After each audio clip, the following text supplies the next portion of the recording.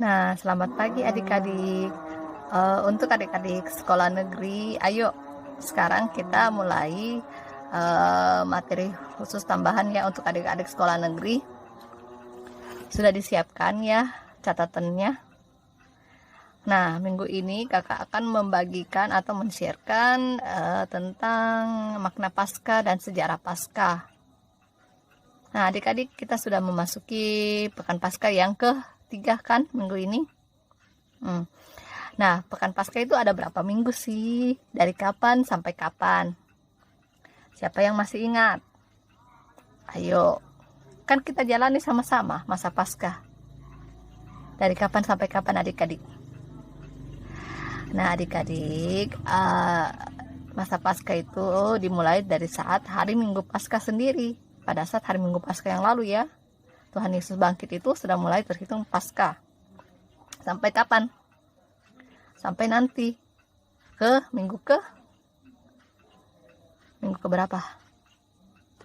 Minggu kelima ya.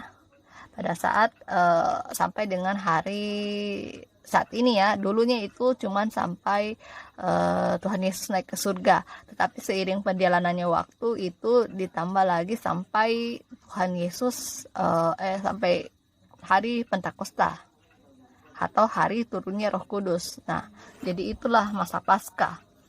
Dari Minggu Paskah Tuhan Yesus bangkit sampai dengan hari turunnya Roh Kudus ke atas para rasul.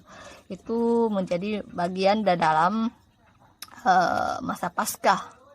Itu menjadi masa Paskah bersama bagi umat Katolik. Terus adik-adik kan kalau misalnya Paskah sering kita ya dulu kalau masih di dalam pendampingan offline tatap muka. Nah, sekarang kan kita online. Jadi meskipun online tetapi tetap tidak mengurangi makna Paskah sendiri ya.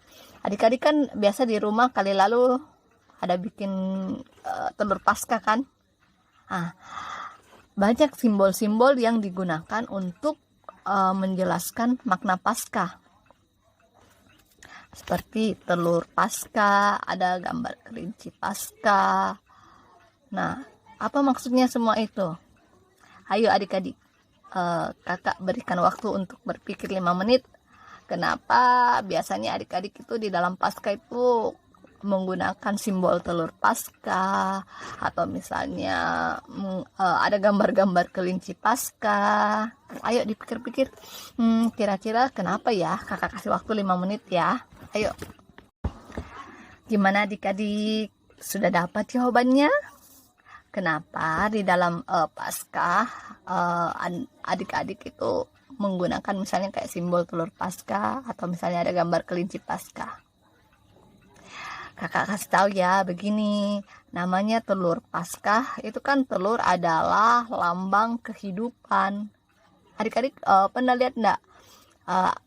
Telur itu menetaskan anak ayam.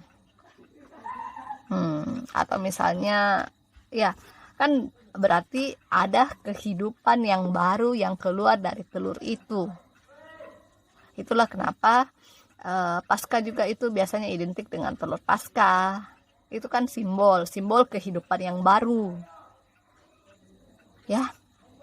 Kalau kelinci Paskah itu simbol kelinci itu kan simbol lemah lembut ya, menghadirkan Tuhan Yesus yang Tuhan Yesus yang begitu lembut, begitu mencintai kita dalam hidup kita, dan kita itu memperoleh hidup yang baru berkat wafat dan kebangkitannya. Ya, dengan kebangkitannya kita memperoleh hidup yang baru. Hidup yang baru itu seperti bagaimana? Hidup yang baru itu misalnya begini adik-adik, yang tadinya adik-adik tuh malas misalnya berdoa, atau misalnya malas ikut perayaan Ekaristi, perayaan Ekaristinya online ataupun tatap muka yang masih terbatas ya, artinya tidak semua seperti dulu rame-rame semua kumpul perayaan Ekaristi. Nah itu, ataupun misalnya adik-adik yang tadinya misalnya nggak mau dengar-dengaran sama papa mamanya, atau yang nakal di rumah atau di mana saja. Nah, itu adik-adik harus berubah jadi lebih baik ya.